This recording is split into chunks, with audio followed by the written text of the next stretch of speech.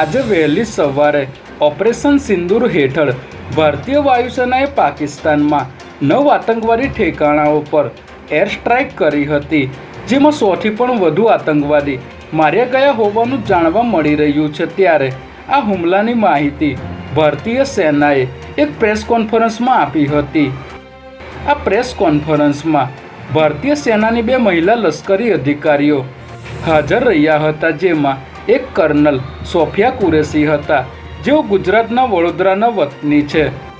Sofia Qureshi હાલમાં ભારતીય સેનામાં કર્નલ તરીકે સેવા આપી રહ્યા છે અને તેઓને સંયુક્ત રાષ્ટ્ર શાંતિ મિશનમાં ભારત દ્વારા મોકલવામાં આવેલી ટીમની કમાન સોંપવામાં આવી હતી।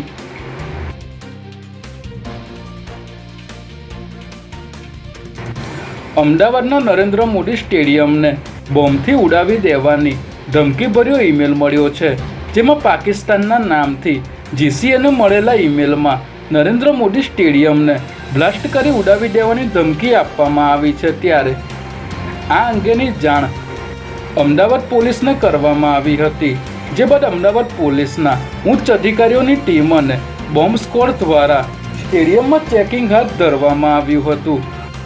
આગામી દિવસોમાં અહીં આઈપીએલની મેચો રમાવાની હોવાથી ચુસ્ત પોલીસ બંદોબસ્ત ગોઠવવામાં આવ્યો છે।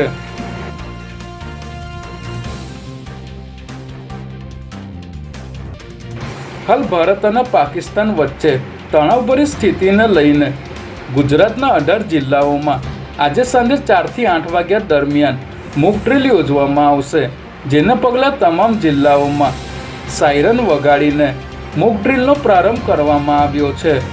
અમદાવાદના પેલેડિયમ મોલ અને વટવા જીઆઈડીસી ખાતે મોક ડ્રીલનું આયોજન કરવામાં આવ્યું છે, જેમાં આ મોક ડ્રીલ દરમિયાન પેલેડિયમ મોલમાંથી તમામ લોકોને રેસ્ક્યુ કરીને બેઝમેન્ટમાં લઈ જવામાં આવ્યા હતા, જ્યારે વટવા જીઆઈડીસીમાં તમામ લોકોને સારવાર અર્થે હોસ્પિટલ ખસેડવા માટે પોલીસ અને સિવિલ ડિફેન્સના માણસોની મદદ લેવામાં આવી હતી।